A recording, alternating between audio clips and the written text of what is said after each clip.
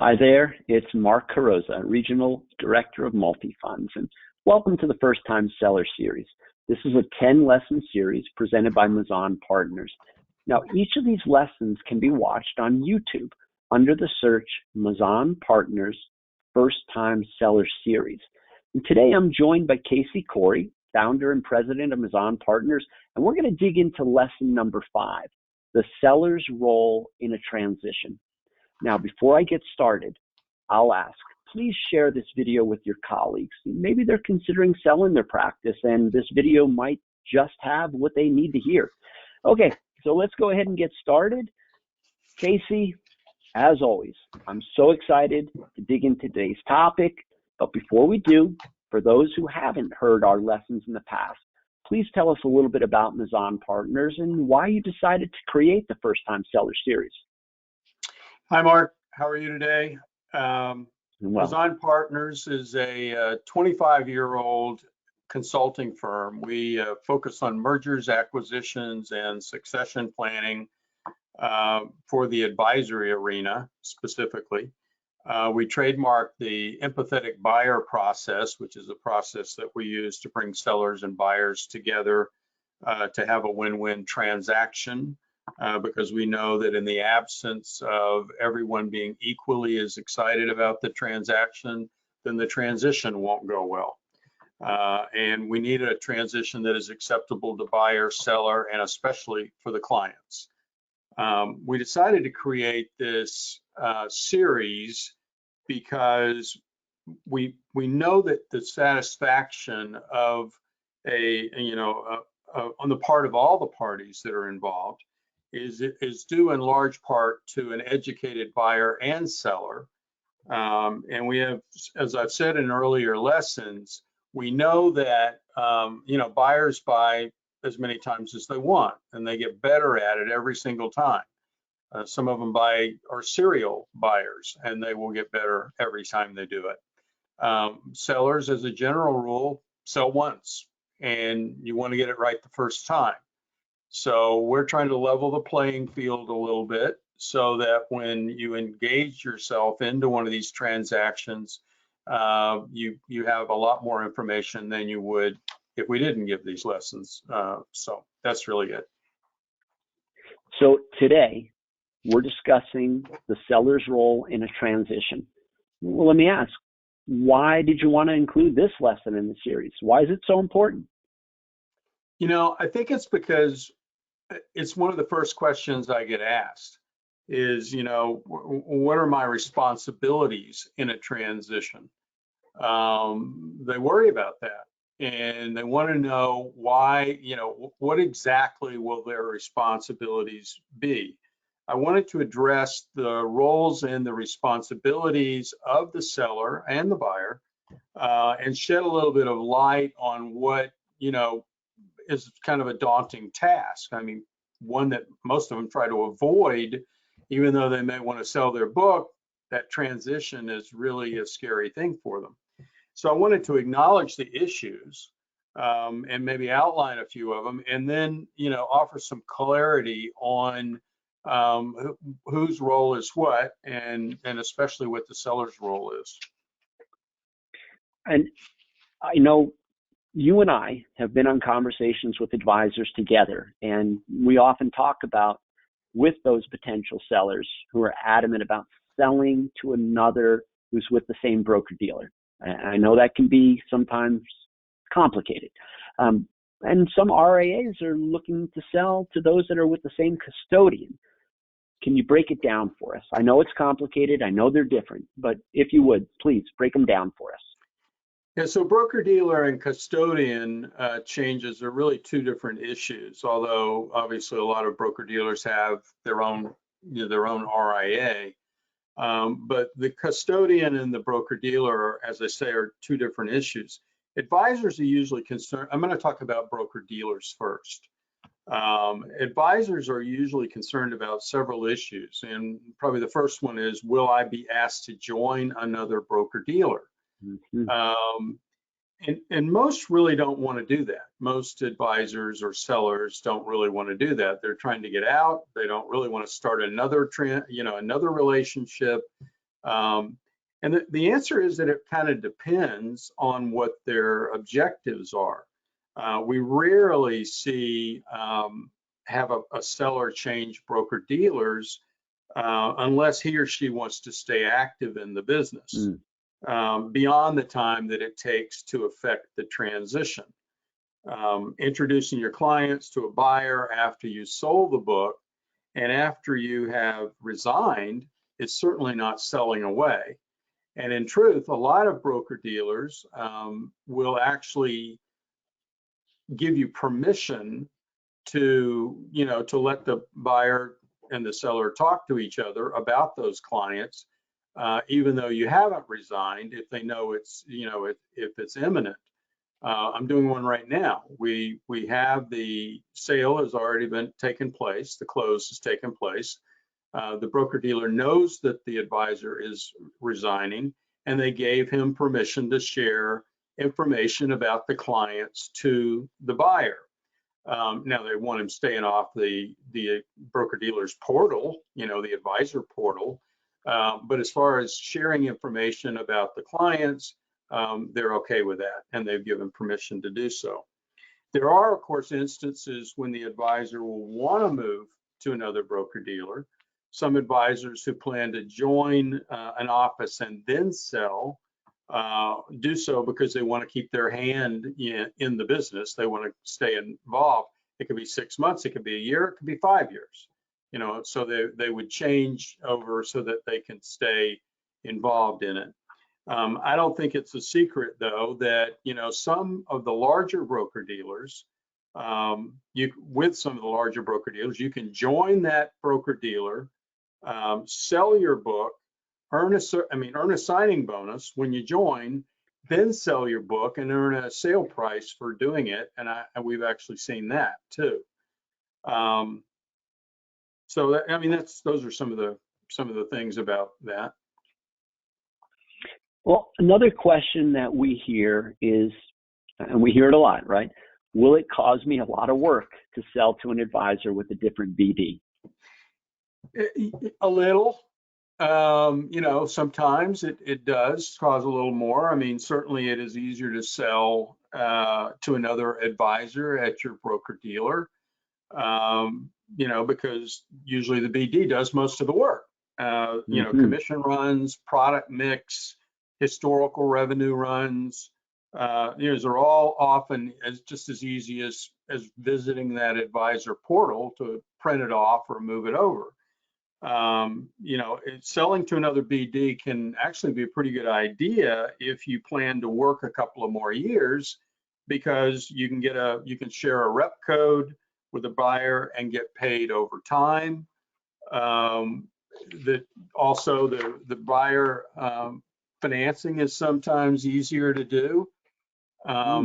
With the exception of some alternatives, most broker dealers support the same products.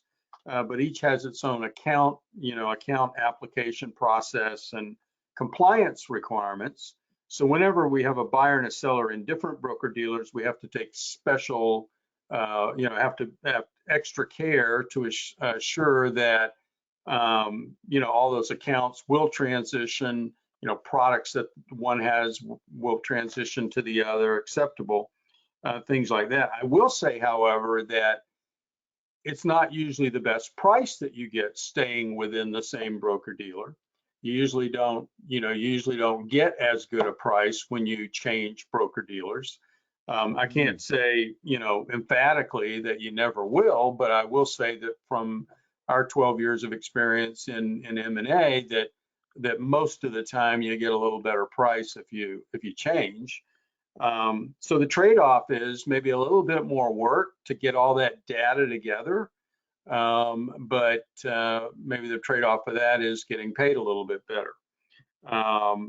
You want to get the data together for both the buyer and the buyer's finance, whether it be their bank or a private equity firm or whoever it is that they're using to finance the deal.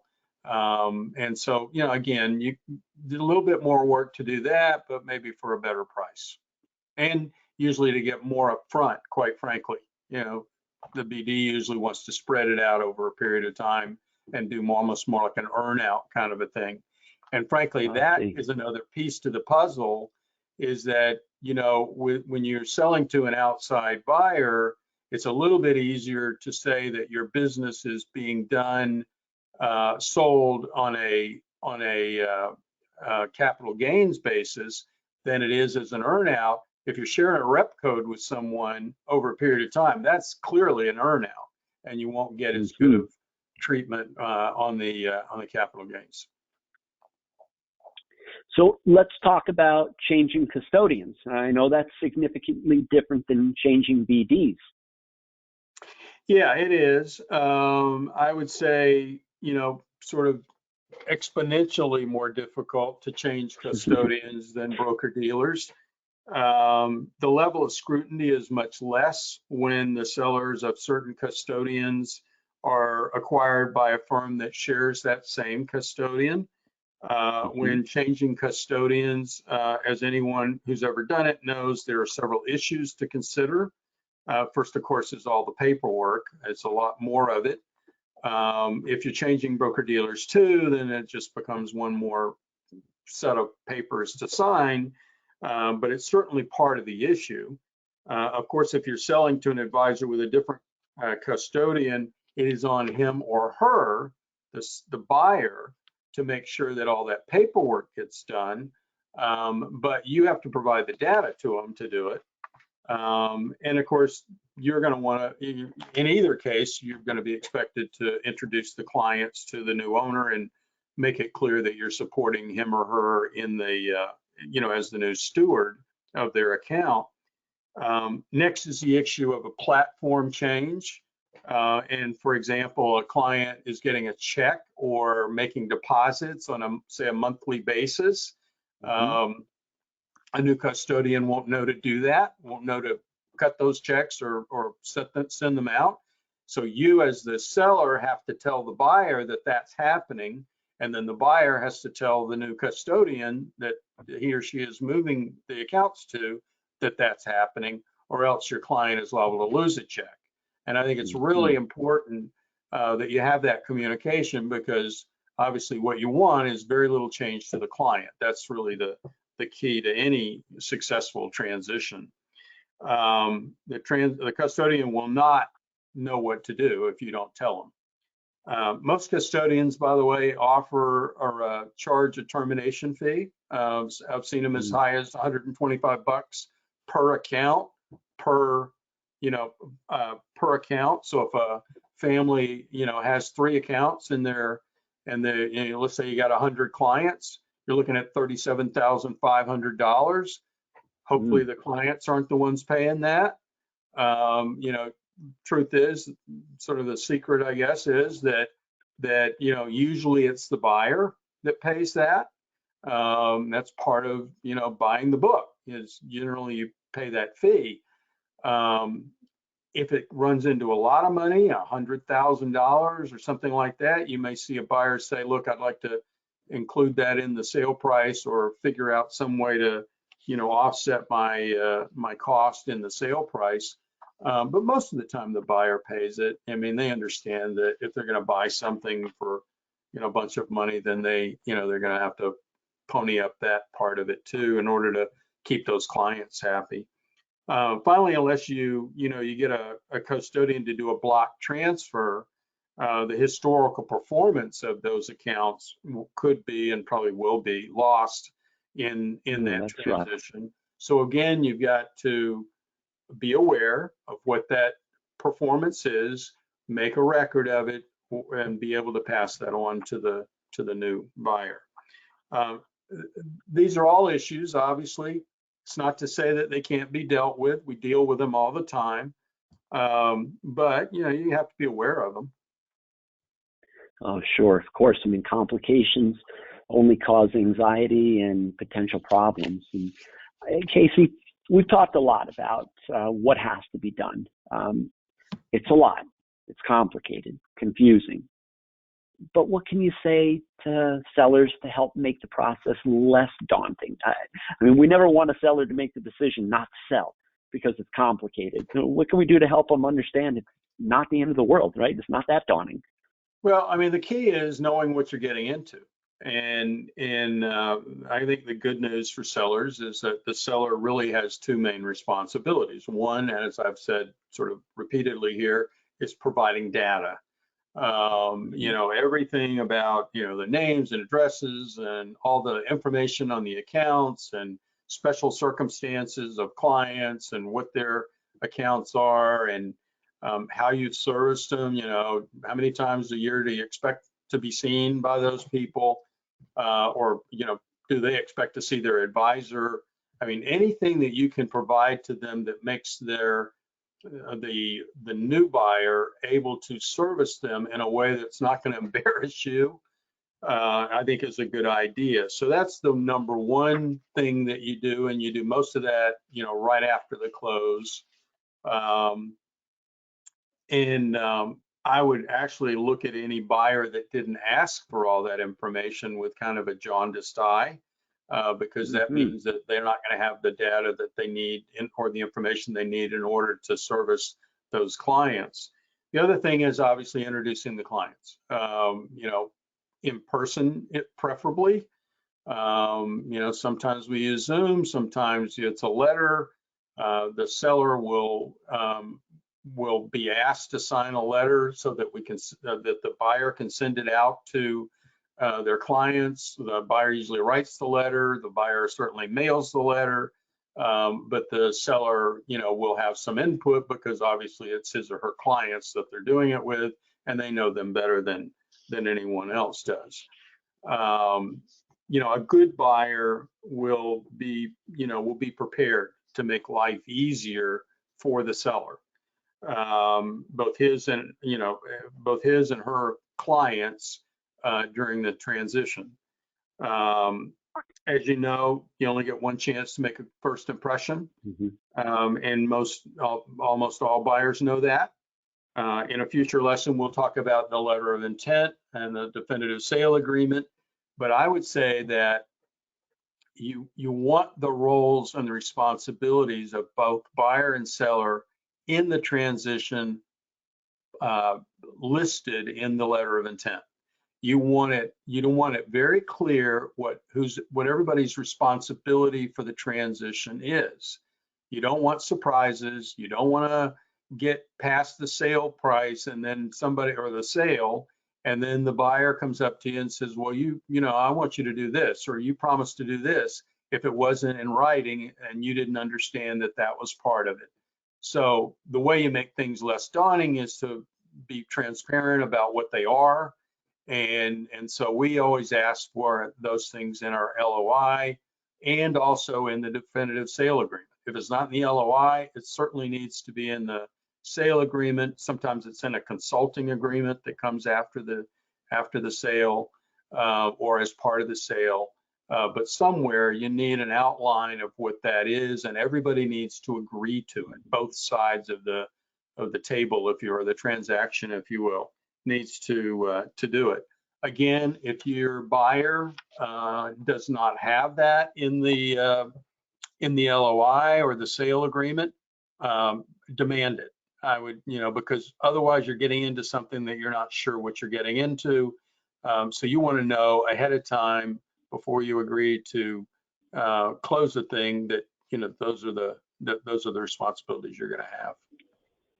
Well, we know a transition is all about the retention of the clients and the profitability of purchasing that business, and that's what it's all about. You don't take the time to toot your own horn enough, Casey, and letting sellers and buyers know that when they are working with Mazan Partners gets a 97% retention of those clients, which makes it a nice profitable purchase.